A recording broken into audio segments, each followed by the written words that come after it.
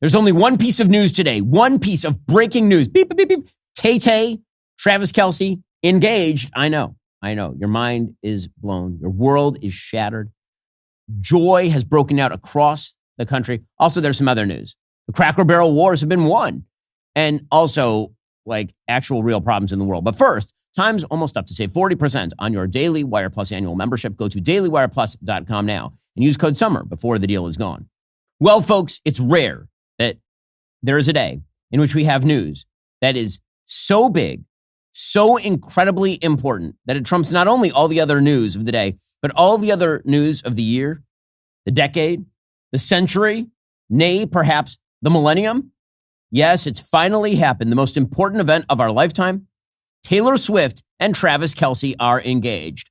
I know. I, too, am flabbergasted, shocked. I am ecstatic. I mean, today is a magical day in the history of the United States and perhaps all of Western civilization. And listen, I will admit when I am wrong. 2 years ago, when these two lovebirds began their relationship, I thought this was just another of Taylor Swift's relationships that would end with a breakup album in which she sang like a 17-year-old about how sad she was that she'd been rejected, but don't worry, she don't need no man. But as it turns out, she does need her a man, and that man is Travis Kelce. And I have to say, like, unironically, I think it's great. I hope they have a wonderful marriage. I hope they have lots of kids. I hope she sings lots of songs about being married and having kids, and all those songs are better than her normal songs. That's what I hope for her, because I think that would be a very good thing for the West, for America, for young women particularly, who have been taught for generations that a woman needs a man like a fish needs a bicycle, and that romance is somehow a sort of giveaway to patriarchal institutions. And it turns out, nope, actually a core component of human happiness is finding a member of the opposite sex and marrying them. This has always been a core component of human happiness, having babies with a member of the opposite sex in a long-lasting relationship built on love and mutual commitment. That is a very good thing. And I'm not saying that cynically. I mean that. It is excellent. I hope that they both live much happier lives. According to Variety, the couple shared the big news on Instagram with a carousel of photos and the caption, "Your English teacher and your gym teacher are getting married." Put aside the idea that Taylor Swift would be a great English teacher. Charming. And the pictures are quite charming and quite normal.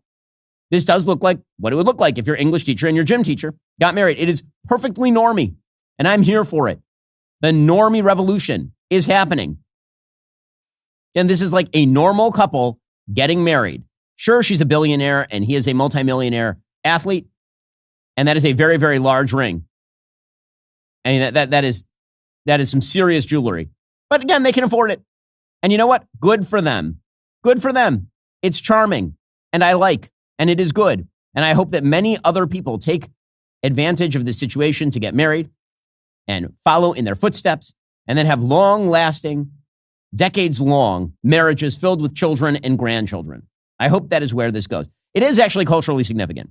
It's culturally significant because tacitly, just as naturally, there has been, over the course of the last few decades, a rebellion against normality, a rebellion against the very idea that men and women ought to get married to one another, and that somehow all decisions that men and women make with regard to relationships are equally praiseworthy and equally useful and equally likely to lead to happiness. And that isn't true.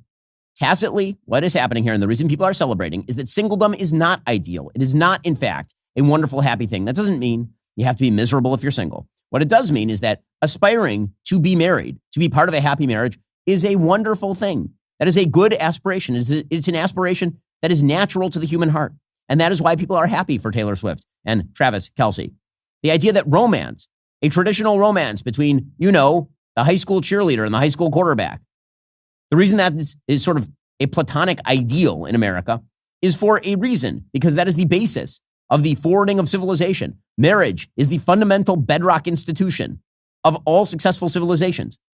And that's good. And so what this is tacitly is a cultural rejection of the idea that the actual ideal is non-marriage. That the actual ideal is prancing around like Madonna in your 70s, being a faded pop star, and try and convince everybody that actually you are super duper happy waking up drunk in the mornings by yourself in a 5-star hotel. These images are great. They're wonderful. They are good for the world. It also, by the way, happens to be a return to traditionalism in, wait for it, gender roles. Now, again, gender roles don't mean that you can't have a successful woman in a marriage. As I've said 1 million times at this point, my wife is a doctor. She went to medical school. I supported her while she went to medical school. We had babies while she went to medical school. So I'm very much in favor of women being able to work the jobs that they want to work. And so there's nothing unfeminine, for example, about Taylor Swift being a billionaire singer. That's fine. But she's very clearly a woman, and he is a platonic football star. He is a good-looking, large human who runs into other people for a living and knocks them down. It is, in fact, the English teacher and the gym teacher in a sort of cookie-cutter kind of way. That is absolute. Like, if you looked in a picture book for traditionalism and gender roles, what you would spot is Taylor Swift and Travis Kelce, and then they would get married, and then they would have babies. And that is good, and I cannot wait for them to have children. First of all, it'd be good for them because children are wonderful for the world, and they are wonderful for the people who have them. They mature you. They make you a better person. Marriage also matures you and makes you a better person. So good for them. That's wonderful. It's spiritually fulfilling and awesome. And I hope many, many people who were heretofore anti-marriage or ambivalent about marriage, ambivalent about baby making, I hope all of them decide that Travis Kelce and Taylor Swift are right, and then they follow the pattern. I hope they do that. I really do. I think it's a good thing because there are a lot of young people who are not going to listen to, fuddy-duddy old conservatives like me who have been preaching this for legitimately my entire life, but will listen to Taylor Swift or at least follow her example. That's a very good thing. Again, nothing I'm saying here is being ironic. I mean this absolutely sincerely. So maybe we get a Taylor Swift baby boom, and that'd be very, very good for the civilization. That'd be excellent. What's going to be fascinating is to see what comes next for Taylor Swift aesthetically and musically. So we made fun of her album cover, I don't know, a couple of weeks ago on the program, the very kind of over-sexualized album cover. And we pointed out that she's been getting more and more sexual in her album covers. It's going to be hard to do that when you're married and when you presumably then go on to have kids. It doesn't have quite the same sort of resonance. So what's going to happen to Taylor Swift? Well, I think that Taylor Swift happens to be a marketing genius.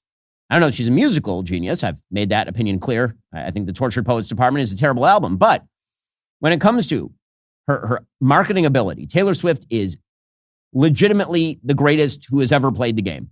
She is amazing at the game, for sure. Which is why the entire media went nuts when she gets married, right? When she gets engaged, the entire media goes insane. Here, for example, is CBS's Olivia Rinaldi flipping out over the engagement. Taylor Swift is engaged. Taylor Swift is engaged. Taylor Swift is engaged. Come back to me. She just posted it. Oh my God. Oh my God. Oh, it's huge. The ring is ginormous. This is so exciting. Oh my God. Oh my God. Oh my God, it's on her Instagram. It's on her Instagram. It's on her Instagram. Oh my God, oh my God, oh my God, oh my God, oh my God. I feel like Paul Revere right now. This is a very exciting moment for me in my professional career because I get to announce that Taylor Swift and Travis Kelce are engaged. As you're talking to Joe Lang, our lovely producer Gabby Ake texted me and said, Taylor Swift's engaged, and you can see it right there on her social media. She put it up in that post that they got engaged with the caption, your English teacher and your gym teacher are getting married, with a little dynamite. Olivia Rinaldi, by the way, is the White House reporter for CBS. These are serious people, supposedly, who are super duper duper excited. In fact, the president of the United States was asked about Taylor Swift and Travis Kelce getting engaged. Here's what President Trump had to say. Travis Kelce and Taylor Swift are engaged, and the world wants your reaction, sir. Well, I wish him a lot of luck. No, I think he's a great player. I think he's a great guy, and I think that she's a terrific person. So I wish them a lot of luck. Good for him. And again, it's good. We found the one thing Americans can unite upon. Coming up next, even more on Tay-Tay. You thought there was no more. Wrong you are. We have more on Tay-Tay. First, can the Fed take the right action at the right time? Or are we going to be looking at a potential economic slowdown? What does that mean for your savings? I don't know about you. I diversify with gold through Birch Gold Group. I do it for peace of mind, knowing if the bottom falls out, I have something tangible I can depend on. And Birch Gold makes it incredibly easy for you to diversify into gold as well. If you have an IRA or old 401k, you can convert that into a tax-sheltered IRA in physical gold, or you just buy some gold to keep in your safe. Now, I've worked with Birch Gold before. They've obviously been an advertiser on the show for years, but I've actually bought a fair bit of gold from Birch Gold. I call them up. I get my questions answered. I order it in my safe today. Get educated. That's how it starts. Birch Gold will send you a free info kit on gold. Just text the word Ben to the number 989898. Again, text Ben to 989898. Consider diversifying a portion of your savings into gold. That way, if the Fed can't stay ahead of the curve for the country, at the very least, you can stay ahead for yourself. Again, text Ben to 989898 to get started with my friends over at Birch Gold and start diversifying. It is a smart financial strategy. Also, what does feeling safe at home really mean? I used to think that good locks, a loud alarm are enough. True security means preventing that break-in from ever happening in the first place. And that's why we here at Daily Wire trust Simply Safe to protect the studio and our employees. It's security that's proactive, not just reactive.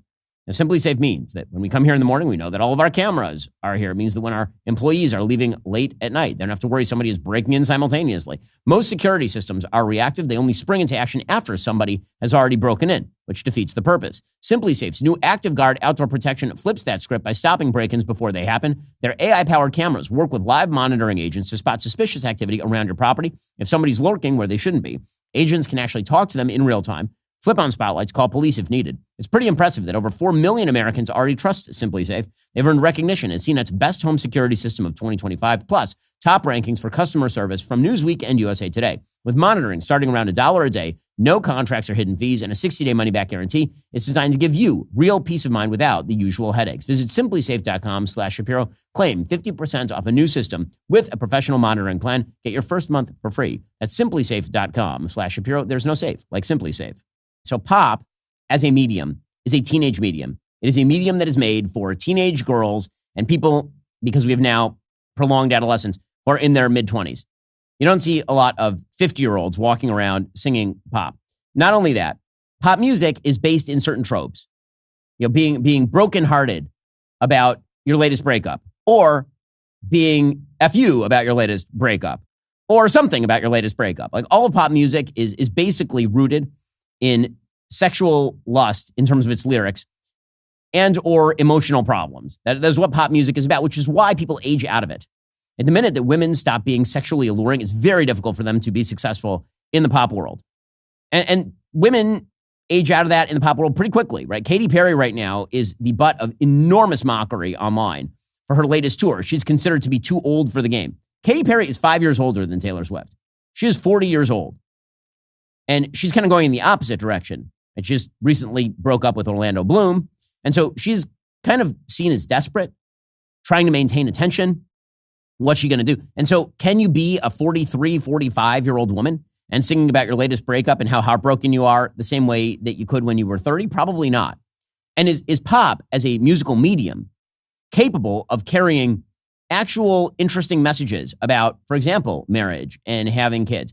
When I think of sort of the musical genres in which people sing about marriage and having children, the only one that pops to mind is actually country. So watch for it. I would not be totally shocked if Taylor Swift's next album, she moves back toward country. That would not be surprising to me at all, because that actually is a medium where people frequently sing about this kind of stuff. And of course, country is now broadened out to include things like Beyonce's latest album. So it would not be shocking to watch Taylor kind of move back into that medium, as opposed to the poppy, kind of drug-induced, hazy, Charlie XCX pop music that she's been doing for the last 5 or 10 years. It'll be fascinating to watch. But again, my great hope here is that an entire generation of young people, particularly young women, who were told by the feminist movement and by pop stars like Taylor Swift that relationships were bound to fail and they were all about this sort of teenage angst, mature along with Taylor Swift, see this as unabashedly good. By the way, again, you're not seeing a lot of blowback. That's what's fascinating. Despite all of the talk about how marriage is a patriarchal institution, marriage robs women of their identity, marriage and romance is simply a hallmark of our horrible sexist past, I've yet to see anybody, literally anybody, on the left talking about why it's so terrible for Taylor Swift to get engaged and married. The sort of Gloria Steinem take on marriage is dead. And Taylor Swift may have just put a stake through it, which is really quite fascinating, because it turns out marriage is a natural institution. Romance between men and women is a wonderful and natural thing. It turns out that women want, by the way, masculine men. You'll notice that Taylor Swift didn't end up marrying any of the sort of androgynous dudes that she dated. She ended up marrying, the football player with his doofus brother who does a podcast. Right? That's who she ended up marrying or getting engaged to. And he ended up marrying the, again, platonically beautiful cheerleader type. Like it's about as classic a story from 1955 as you could find. And that's got to be driving some people nuts, but they won't say it. Or maybe naturally they understand that, again, deep in the human heart, there is, in fact, a desire by women for masculine men and by men for feminine women and for both of them to get married and then have babies. So good luck to Taylor Swift and Travis Kelce. Again, I think this is a very, very good thing for Western civilization. And if Western civilization needs more babies, hopefully this leads off the Generation Taylor baby boom. Okay, meanwhile, in other very, very important cultural news, but let's be clear. Everything pales in comparison to this. It was like an asteroid hit Earth and wiped out the dinosaurs yesterday. The only thing anyone cared about was this engagement. And I do have to say, it'll be fascinating to see what the wedding is like, because they could do an unexpected thing, which I think is probably what they should do. I think everybody expects them to have a $20 million wedding. I think what would be fascinating is if she sort of counter-programs and does a low-key wedding in a church with Travis Kelce, classic Americana, just family and friends. I think that would actually be a very good brand move for her. Not that she needs my brand advice. She's way better at this than literally anyone who's ever lived in the history of planet Earth. But I think that would be counter-programming, especially in an era where there are so many people who are worried about conspicuous consumption and all of the rest. But I think we're done with it. Wait, breaking. This just in, Travis Kelce apparently has an ad for American Eagle. By the way, got to say, American Eagle crushing it with the ads. I mean, between Sydney Sweeney and now Travis Kelce and having an ad to drop like the day of a mind-blowing, universe-exploding announcement about Travis and Tay-Tay. Really good for American Eagle. Their branding department doing an amazing job. Here is the ad.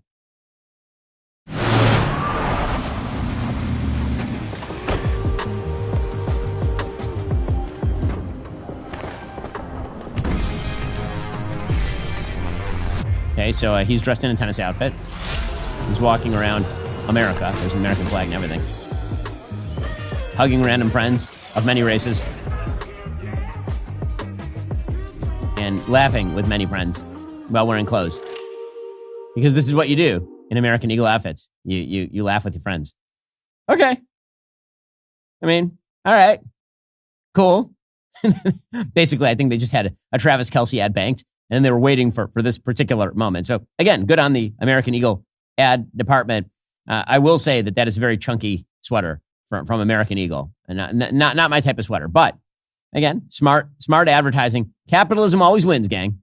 Well, speaking of the power of advertising, I asked our friends and sponsors over at Comet, a project of Perplexity, how much money is spent in the American advertising market, and how much did American Eagle spend on marketing last year? Apparently, total advertising spending in the United States for 2024 was $354 billion. A lot of money, reflecting the ongoing strength and growth of the American advertising market. So that is a lot of money. Obviously, a lot of companies spend a lot of money on advertising. American Eagle last year spent $206 million on advertising.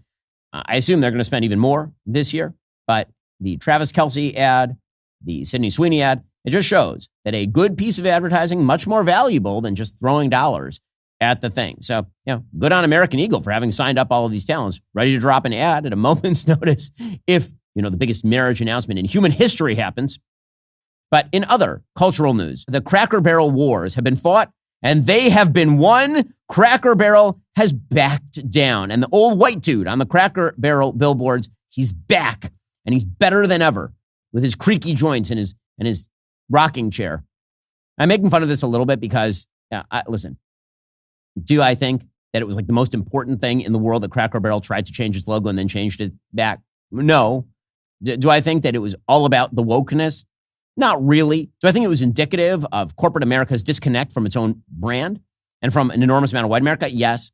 So do I think that the reams of paper and gallons of ink that have been spilled over Cracker Barrel's relatively mild rethink, that was deeply important? I'm not sure, but I understand that for many people, this is an issue of passion. Obviously, I don't operate in the Cracker Barrel world. Cracker Barrel is not kosher, so I've never eaten at one. It seems charming. I've heard from people they enjoy it. As the president would say, many people say that Cracker Barrel is so great, so wonderful. President Trump offered his own advice to Cracker Barrel just yesterday. And, the president coming off the sidelines to suplex Cracker Barrel basically ended the Cracker Barrel resistance. And he outflanked the Cracker Barrel woke forces. And he broke them like a champion. He put out a post on Truth Social. Cracker Barrel should go back to the old logo, admit a mistake based on customer response, the ultimate poll, and manage the company better than ever before. They got $1 billion worth of free publicity if they play their cards right. Very tricky to do, but a great opportunity. Have a major news conference today. Make Cracker Barrel a winner again. Remember, in just a short period of time, I made the United States of America the hottest country anywhere in the world. 1 year ago, it was dead. Good luck.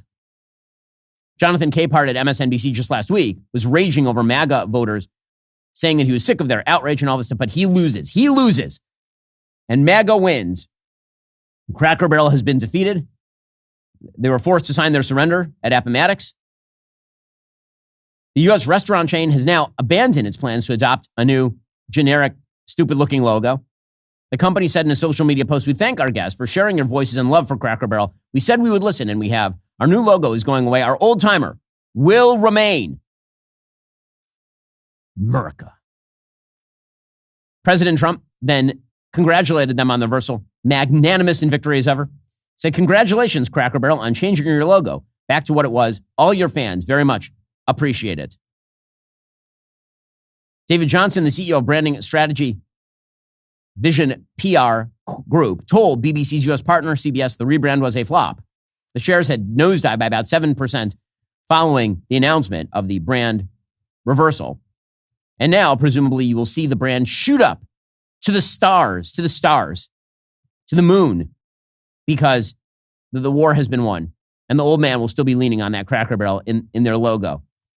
And the pegboards never went away, right? I mean, they still had all the Americana in the stores. So again, do I think this was overblown some?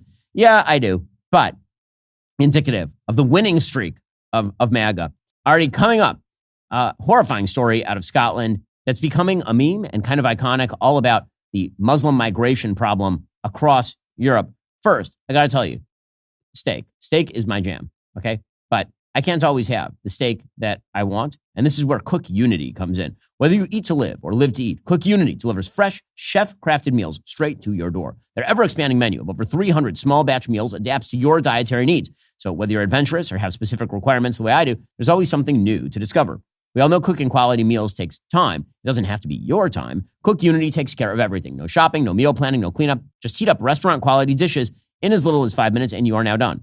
Cook Unity's chef lineup has Food Network favorites, James Beard Award winners, restaurateurs whose names you'd recognize from the best dining scenes across the country. With rotating seasonal meals from top chefs, plus new options added weekly, you'll never get stuck in a food rut when looking through their hundreds of options. And at just $11 per meal, you're getting culinary masterpieces for way less than takeout or those crazy grocery store prices. Plus, it's completely commitment-free. Skip, pause, cancel whenever you want. Producer Jake has been raving about this. I mean, he's been eating like a king thanks to Cook Unity. Fuel your day with the freshest, best-tasting meal delivery made by award-winning chefs. Go to cookunity.com/BenFree or enter code BenFree before checkout for free premium meals for life. That's free premium meals for life by using code BenFree or going to cookunity.com/BenFree. Also, Big Bird is dead. Okay, not literally. Like, Big Bird's fine, but PBS just lost its government funding, and that means that you are no longer funding a lot of the woke programming over at PBS. MSNBC panicked over the idea that without Elmo and other programming that they apparently require, American families might,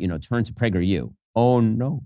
They're right to be worried. Every day, more and more people are turning away from woke content, finding truth, values, and common sense through PragerU. Here's the thing. PragerU doesn't take a dime from Washington. Every dollar comes from people like you who care about truth, values, and raising kids who think for themselves. PragerU videos reach millions of people every single day, especially young people. They are changing minds at scale. Parents are noticing. Families are rejecting indoctrination and finding content they can actually trust. Stories about faith, freedom, personal responsibility, lessons your tax dollars will never teach. The best part, it is all free. But PragerU cannot grow without your help. If you want to make an impact on the next generation, this month is the perfect time to support PragerU. Every dollar given will be triple matched. That's correct, tripled. Donate right now at PragerU.com/DW. Triple the impact of your gift. That's PragerU.com/DW. Meanwhile, President Trump had himself a good time at the White House yesterday. He had a 3.5-hour presser. I mean, the man must hold his urine like a camel. I just have to say, that is a very, very long presser. My goodness. Wow. I guess one of the prerequisites to being a part of Trump's cabinet is that you can go a very, very long time without ever stepping out to use the restroom. President Trump himself mocked Joe Biden's pressers after this 3.5-hour presser that was longer than Godfather 1. And here he was. You have not had this happen for 4 years. You sat and you'd ask one question to Biden, and it was always the ice cream question, right? What flavor ice cream do you like best? I like vanilla. And that was the end of the conference. Our own Michael Knowles was there for this magnificent cabinet meeting. He was the first podcaster in human history to cover a cabinet meeting yesterday, an honor he richly did not deserve. But there he was. Marco Rubio, I think, had the line of the day, actually. So he was celebrating upcoming Labor Day, and Marco Rubio said, "I've never appreciated a Labor Day as much as this one." Well, Mr. President, first of all, everyone's made this comment already and needs to be echoed again. You were elected as the president of working Americans, and that's why this Labor Day is so meaningful. For me personally, this is the most meaningful Labor Day of my life as someone with 4 jobs. And so...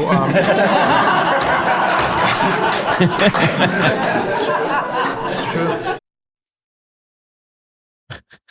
Good line there from the Secretary of State, as well as the head of the National Library, the official janitor of the United States, the head of the NSC, and about 8 other jobs. So, President Trump is having himself a good time. The Democrats are not having themselves a good time. The Democrats are in serious, serious trouble. Harry Ensign over at CNN, he says the Democrats right now are about as popular as Cracker Barrel's rebrand attempt.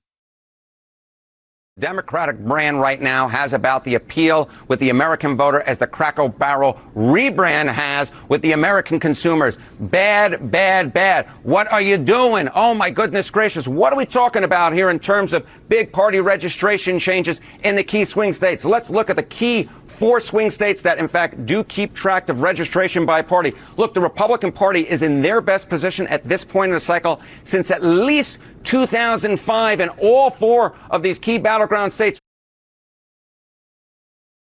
Well, I mean, that is, I can't imagine why they're unpopular, except that you totally can. Democrats have been wrong-footed by President Trump at every single turn. That is particularly true on the issue of crime. Crime is just a terrible issue for Democrats. It has always been and will always be a terrible issue for Democrats until they get tough on crime, which apparently they've decided never to do again in the wake of Black Lives Matter Summer 2020. Jimmy Raskin, representative from Maryland, he said, we keep focusing too much on crime, but crime has always been a part of American history. Oh, my God. He's trying to militarize our society, intimidate his political opponents. The whole idea of picking cities based on their partisan leadership is absurd. I mean, there are lots of Republican cities and towns struggling with crime. Everybody is across the country. Always. Crime has always been part of our history, and yet crime is down. In D.C., for example, it's at a 30-year low. Crime has always been a part of our history is a really, really bad argument to the person who just got carjacked. You should just acknowledge crime has been a part of American history. In fact, murder goes all the way back to Cain and Abel. It's always been a part of human history. So the fact that your family member was murdered in front of you on a street in Washington, D.C., just understand that's always been a part of human history. Good luck with this particular attempt. Meanwhile, the DNC summer meetings are going swimmingly for the Democrats. By swimmingly, I mean they are totally psychotic. I mean, I don't know what they are doing. Here's a DNC summer meeting speaker. Her name is Insha Rahman. She's the vice president for advocacy and partnerships at the Vera Institute of Justice, saying, what doesn't matter to people? Crime doesn't matter to people. I feel like crime matters to people. You want to talk about the crime issues voters care about. Where does Trump go? Migrant crime, carjackings, the really lurid, awful stuff that is a crazy, crazy visual. Don't take the bait, because most Americans are more worried about how are we going to address mental health issues, the visible homelessness that we see on streets, and how do we deal with mental health and other issues that drive the sort of random incidents that scare all of us. That's what you should be talking about. That's where you should be focused. Don't take the bait in talking about migrant crime or carjackings or the things that actually don't matter to that many Americans. They don't matter. They don't matter, which is why you guys are in the minority now. Things are going amazing for you. And that was the entire DNC. Apparently, the Democratic National Committee has decided that their chief pitch to other Democrats is the worst things happening in America are that criminals are going to prison and or being deported. Here, for example, is DNC member Millie Herrera crying about Alligator Alcatraz, which is just a holding facility in Florida for illegal immigrants, many of whom have committed significant crimes in the United States. This is just unbelievable to a lot of us that have experienced persecution in other countries, that have fled to the United States thinking that we were protected here by our Constitution. So we are all together in this, and I really appreciate all the support, and I'm getting emotional, I'm sorry, all the support that immigrants are receiving from our party, because the Democratic Party is the party of immigrants, the party of working class, the party of women, the party of LGBTQ, disabled, everybody. It is amazing. They're just going to continue to try to cram down this bizarre ideology, this ideology filled with luxury beliefs on the rest of America. Meanwhile, Democrats were chanting in support of illegal aliens yesterday as well. So things are going just amazing for Democrats across the country. Here were a bunch of Democrats wearing pink vests. Pink vests. I don't even know where you purchase these, but apparently they're available maybe at Amazon or something, in favor of Kilmar Abrego Garcia, an alleged human trafficker. So cool job, guys. You're doing great. Kilmar is our neighbor. You can't have him, Trump. No! Kilmar is our neighbor. You can't have him, Trump. Heck no! Wow. So a bunch of old, white, sexually fluid people singing in the worst possible way old folk songs with bad rewritten lyrics. You guys are doing amazing. You're doing amazing. That is when you're not standing for Hamas and their friends in Gaza. So the Democratic Party has decided they're just on the side of Hamas, period. Whatever they can do at this point to preserve Hamas, they will do. If that means telling lies about genocide, they will do it. If that means telling lies about mass purposeful starvation in Gaza, they will do it. If it means telling lies about what Israel is doing or how the war started or anything else, they will just continue to humor this kind of crap. And so you end up with DNC Chair Ken Martin yesterday saying that the crisis in Gaza is the thing that Democrats should be worried most about. By the way, that crisis is going to end in the very near future because Israel is going to finish off the war by either taking over Gaza City or Hamas is going to engage in some form of surrender and give up the hostages it currently holds. Again, this war could have been over literally October 6th by never starting, or it could have been over at any time by Hamas surrendering, disarming, going into exile and surrendering its hostages. They're not doing any of that. Israel has shipped in more food per capita than any conflict in the history of humanity. And here is the DNC lamenting the evils of Israel, of course. The crisis in Gaza is urgent. This resolution is focused on the humanitarian crisis and makes clear that it must be addressed as the emergency that it is. As I've always said, we have to center humanity in this conversation. Thousands and thousands of innocent lives have been lost in this conflict. It has now become commonplace, unacceptably, to accept civilian lives as a casualty of conflict. One innocent life lost is one too many. My resolution calls for the secure and unrestricted flow of aid to Gaza, which is absolutely essential, and is the position of 44 Senate Democrats who signed a letter recently calling for a large-scale expansion in aid. Okay, the key word there would be secure. If you give the aid to Hamas, then Hamas uses the aid. I mean, right now, there is no starvation in Gaza. You can see pictures from Gaza right now of the supermarkets. There are, in fact, markets in Gaza that are fully stocked. People who are going to the aid stations are leaving behind items, which is not something that starving people actually do. When he says secure, what he means is that he wants the UN back in charge so Hamas can continue to fight on. And when he says one civilian dead is too many civilians, I mean, of course, in an ideal world, no civilians would ever die. In an ideal world, Hamas would not be in charge of an entire swath of territory, murdering people who attempt to get aid, taking civilians hostages, attempting to build up military capacity again, and running the entirety of the Gaza Strip as a hellhole Sharia law tyranny. That would be the ideal. Unfortunately, we live in the real world over here where Hamas hides behind civilians in an attempt to preserve itself. This is never how war has worked, but if Democrats insist on living in the world of fantasy, they will probably continue to lose. All right, folks, in just a moment, we'll finally get to the Scotland story. It's totally crazy. And the second part of our breaking news story about the American Medical Association continues to be even more shocking. First, here's a not-so-fun fact. Disney+, Hulu, Netflix, Paramount+, they're all raising their prices again, you may have noticed. And then there's Daily Wire Plus, doing what we love to do. The exact opposite. We're not raising prices, we're actually dropping them. Right now, you can grab an annual Daily Wire Plus membership for 40% off with code SUMMER. That unlocks everything we've got, including the new episode of The Pope and the Fuhrer, the secret Vatican files of World War II. And on September 8th, you'll be first to watch the Isabel Brown Show. Plus, you get exclusive first looks at our brand new flagship show, Friendly Fire, where the entire Daily Wire crew goes head-to-head, live, uncensored, unfiltered, brutal, passionate. Go to dailywireplus.com, lock in 40% off your annual membership before that deal goes away. Alrighty, folks. So, meanwhile, over in Scotland, all hell has broken loose over a kind of amazing story, a pretty horrifying story. Actually, it's been underreported, and so we are still trying to find out what the details are on this story. All we have to go off of, really, is the fact that a 14-year-old girl was arrested for carrying a couple of knives. We know that much. And we have video of the actual incident in which she showed knives. So she was walking around a place called Dundee, Scotland. The allegation here that seems to be made, she's being taped by a couple of people, one of whom is clearly a male. Apparently, according to people who are associated with the case, this person is a migrant male, Muslim migrant male. And she is yelling, this young girl, 14 years old, yelling at this guy about staying away from her 12-year-old sister.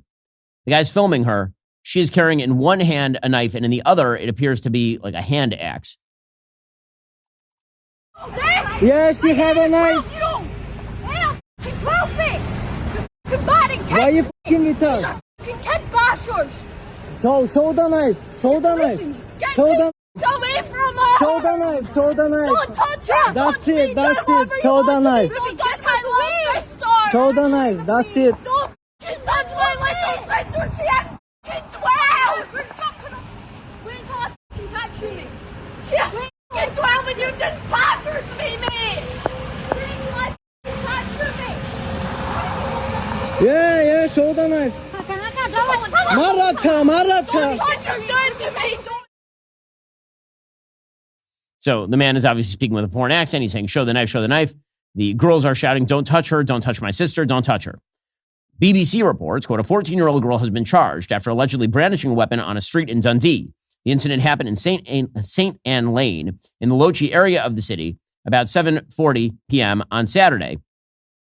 It's understood no one else has been arrested or is wanted in connection with the incident. And that's all the BBC reports. We really don't know much more than that at this point. There's been no follow-up report. We don't really know exactly what the story here is. The Economic Times reports that the video shows two teenage girls confronting a man who reportedly asked for their phone numbers and proceeded to grope one of them as per Western Standard, but I don't know what that site is. The older girl is then shown brandishing a knife and a hatchet while telling the man filming to stay away from her and her sister. The man was shouting, show the knife, and then the man appears to speak in Arabic, so that, of course, leads a bunch of people to believe that he is a Muslim migrant. Now, there's no question that there has been a massive uptick in sex crimes by foreign nationals across Europe. It is a very, very real thing. According to the UK Telegraph, foreigners accounted for 1 in 7 sexual offense convictions last year, including rapes.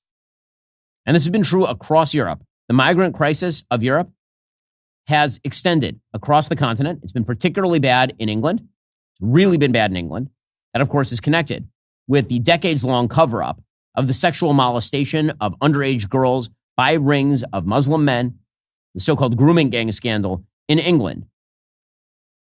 The attempt by the authorities and by the media to bury that and to pretend that it had nothing to do with Islamic immigration, it had nothing to do with Muslim men who were abusing white girls in England, led to nationwide scandal, as it should have.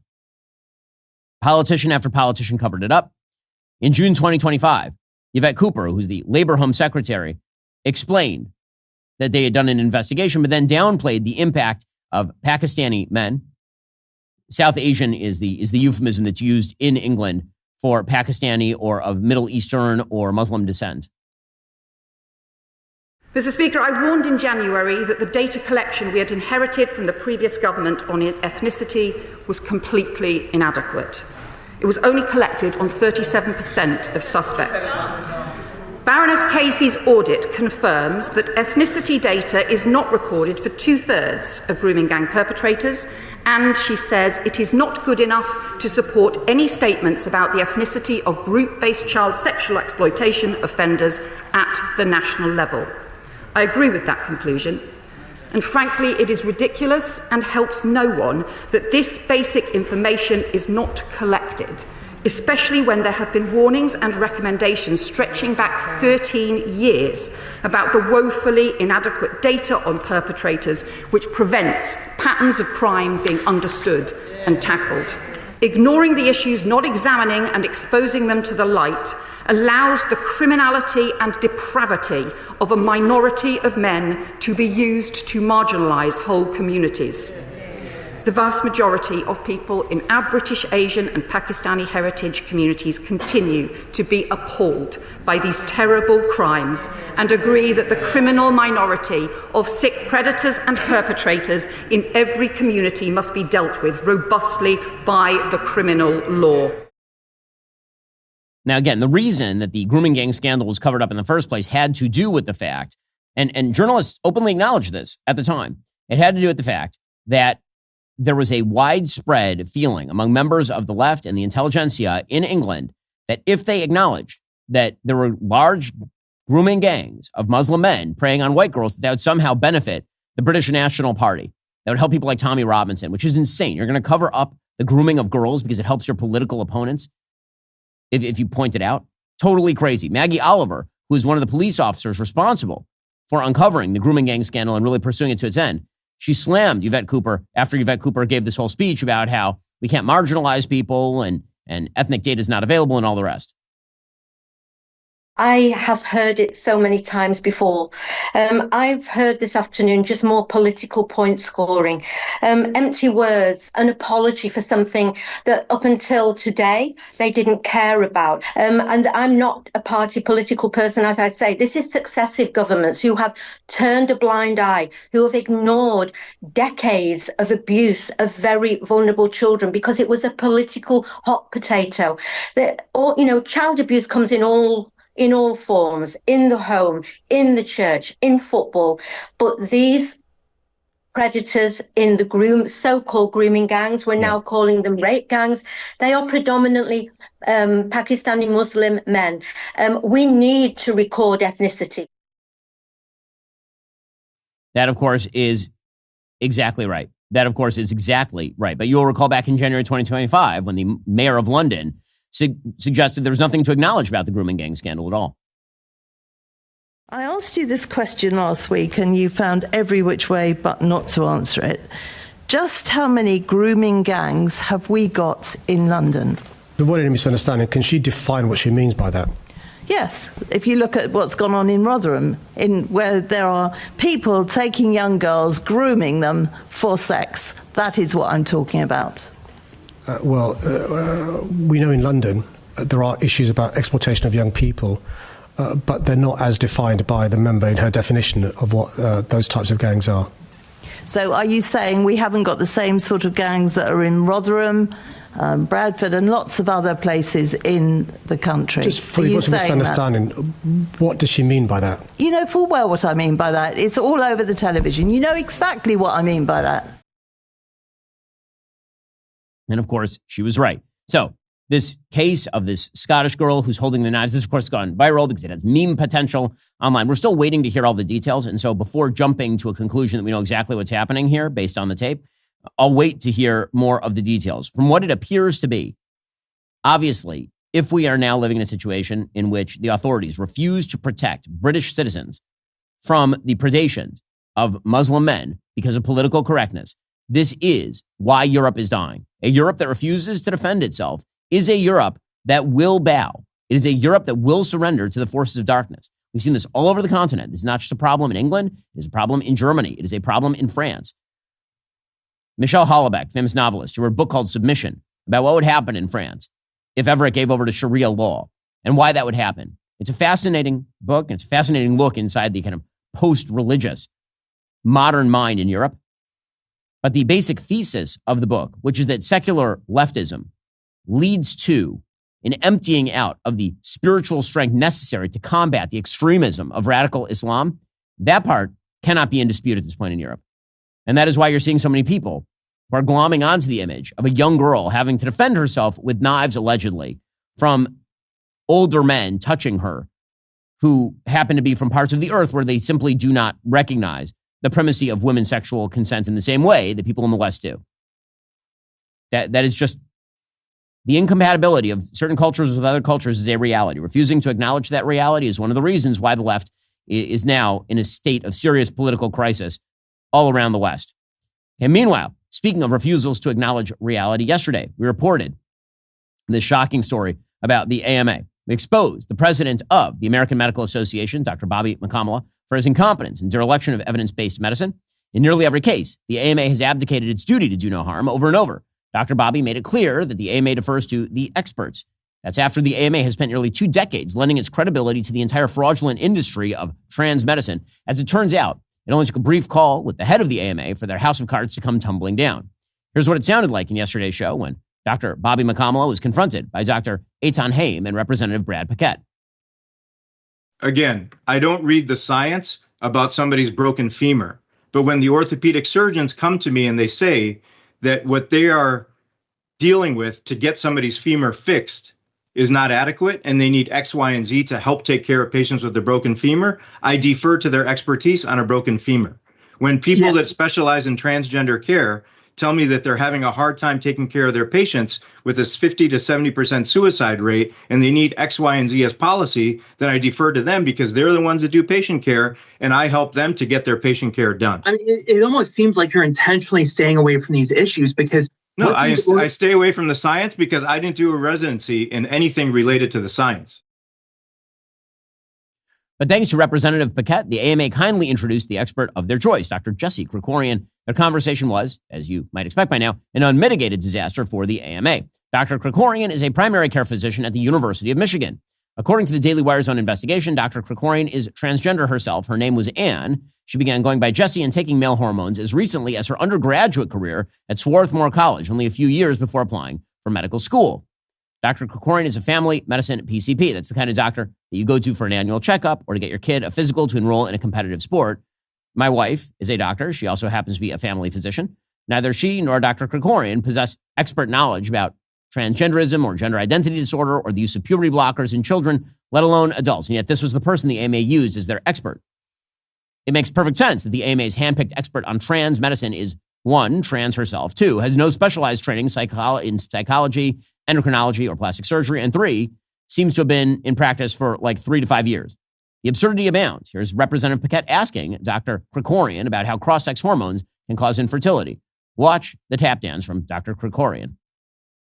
How long does it take to become infertile for an adult to be on estrogen to become infertile from your vantage point? We don't know for sure. It varies person to person.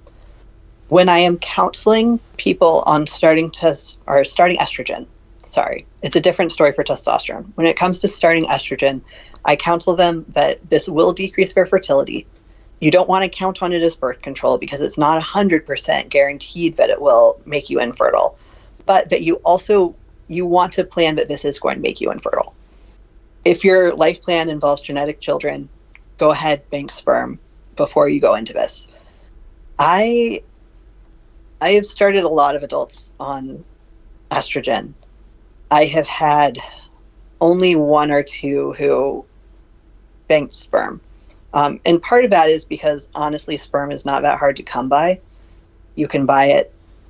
You can access it. If you've got a partner who can carry a pregnancy, you guys can make it happen. Oh, my goodness.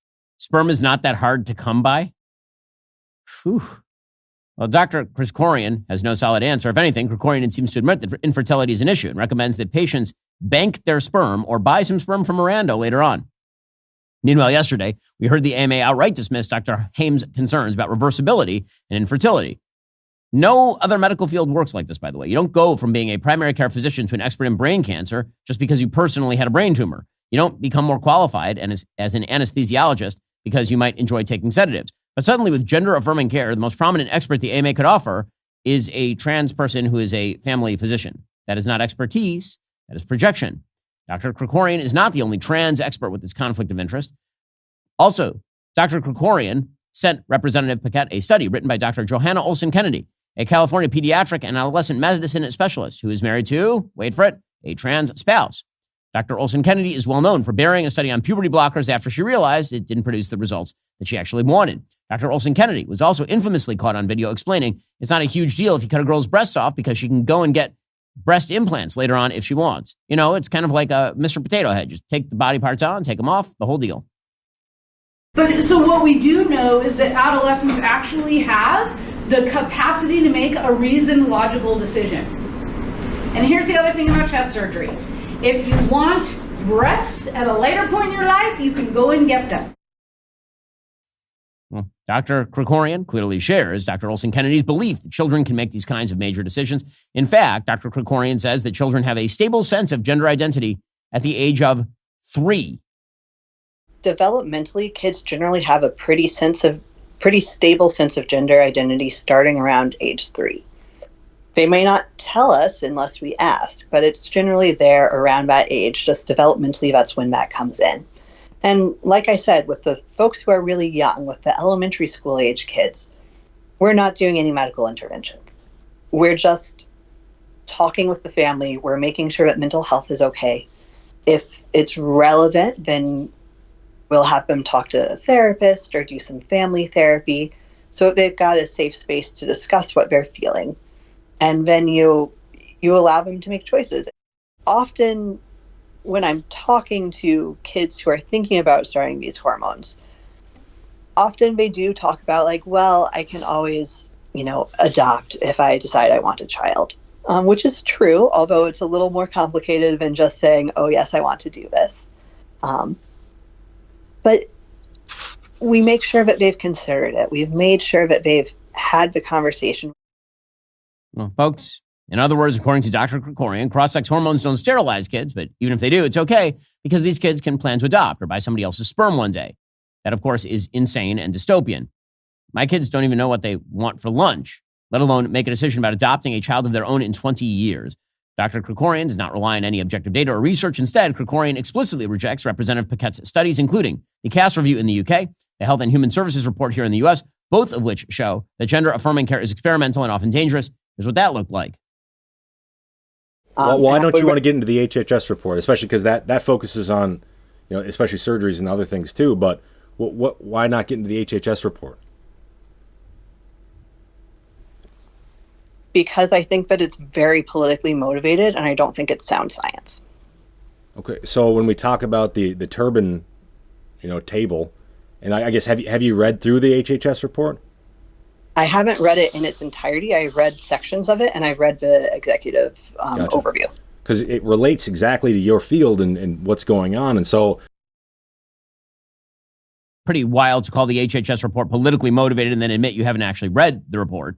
This is the level of rigor the AMA's handpicked expert is capable of. So here's for the record the HHS report's top-line conclusions. 1, the gender-affirming model of care includes irreversible endocrine and surgical interventions on minors with no physical pathology. 2, these interventions carry risk of significant harms, including infertility, sterility, sexual dysfunction, impaired bone density accrual, adverse cognitive impacts, cardiovascular disease and metabolic disorders, psychiatric disorders, surgical complications, and regret. Meanwhile, systematic reviews of the evidence have revealed deep uncertainty about the purported benefits of these interventions. Meanwhile, again, Dr. Krikorian is the AMA's foremost expert on trans medicine and has no answer to any of this at all. Krikorian parrots the same talking points as Dr. Bobby McCamala, citing a low regret rate erroneously, making false statements about the reversibility of puberty blockers.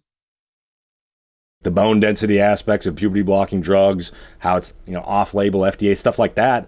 Like, kids are taking these things, and it's like there are ramifications for taking these drugs, right? Every drug has side effects for sure. Puberty blockers are very reversible. So you stop them, you go through puberty. When you're going through puberty, you have an increase in bone density. So when you're on a puberty blocker, you don't have that increase. But they do catch up as soon as they go through puberty, whether that is by stopping the puberty blocker and going through whatever puberty their body would have ordinarily gone through, or whether that's by starting cross-sex hormones. They do catch back up on bone density. Now, in the HHS report, a systematic review found that when puberty blockers are followed by cross-sex hormones, which happens over 90% of the time in studies, a critical developmental window for bone density accrual during adolescence could be missed or shortened. The HHS report notes no studies have followed patients into middle age or late adulthood. Precorian's omission or ignorance of that information is either fraud, a pathetic degree of malice, or gross negligence. At this point, there's no higher authority to whom to speak about this. The AMA's facade has crumbled between their arrogant president, Dr. Bobby McCamala, and their top trans expert, who is literally transgender herself. If any of these people actually cared about the well-being of kids, they would read every single study that suggested these procedures might cause harm cover to cover. They'd come prepared to meetings like this one with detailed arguments for why studies like the CAST review, the HHS report, and the bombshell of the WPATH files were all wrong. But the AMA, their handpicked expert, they didn't do any of that. Instead, they mocked the side effects, dismissed the data, shut down conversation by writing off all concern as a political intrusion. At this point, the AMA is indistinguishable from other activist left-wing organizations like the Human Rights Campaign or the ACLU. They don't engage in science. They're not interested in protecting patients. They're a lobbying arm for quacks and a mouthpiece for leftists who prey on children. Well, joining us on the line to discuss this unbelievable story is Representative Brad Paquette. He, of course, is a state representative elected to the Michigan State House in 2018. He was the one who facilitated the conversation between the AMA and Dr. Haim.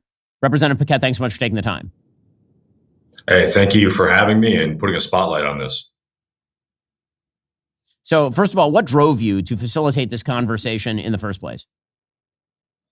Well, I'm a teacher, and I got to say that it's an exceptional experience to be able to watch, a young person grow up. You feel old, but when you're young people in ninth grade and middle school become adults, it's quite the thing to see. And so I've been really deliberating on this since about 10 years ago. Had a student in ninth grade who wanted to change her name in class. And so now in an elected office, I've become very convicted because the more you learn about gender theory in particular and how embedded it's become in our sex ed curriculums and in our culture, it becomes very unnerving that young people are being taught that they can be born wrong. And that's contrary to me as a teacher. What I believe is that young people are marvelously made and wonderfully made, and that they need to be able to accept what they've been given and utilize their talents accordingly. And so that's really what has driven me. And then the more that I've pushed on this and the more that I've inquired, the more people said, well, we trust these experts, trust the science. And I was elected in 2019 and 2020 came along, and I raised an eyebrow around the trust the experts phrase. And so I started really digging into this and came to find that a lot of people opposed my bills for no good reason. And a lot of folks said, well, you're not a doctor, Brad, even though I talked to a lot of them. And, well, the AMA supports this. And so I went to the AMA and started to talk to their experts and came to find that they have no idea what they're talking about. So, what was the most shocking point in the conversation? We played a bunch of parts of the conversation that took place between Dr. Haim and Bobby McCamala, who is the head of the AMA. What was the thing that shocked you the most about that conversation? Yeah, so with the president of the AMA, you think that they would be really knowledgeable on, evidence-based medicine, especially these things that they tout. And Bobby was just completely far removed from any type of real understanding of evidence-based medicine in this regard. And so the way that he demeaned Dr. Haim and the way that he pushed back on him and, put his hand up and did this really, really kind of inflamed my sense there when he just had those talking points that I've heard so many times. I go to all my LGBTQ plus forums. I go and talk to any person I can about this. And he was one of the least informed individuals on this matter, which was just astounding. It was just unreal to see.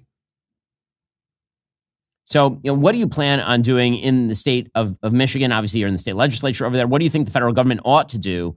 What's a corrective to what the AMA has been doing with regard to its propagandizing on behalf of the fraud that is trans, quote unquote, medicine?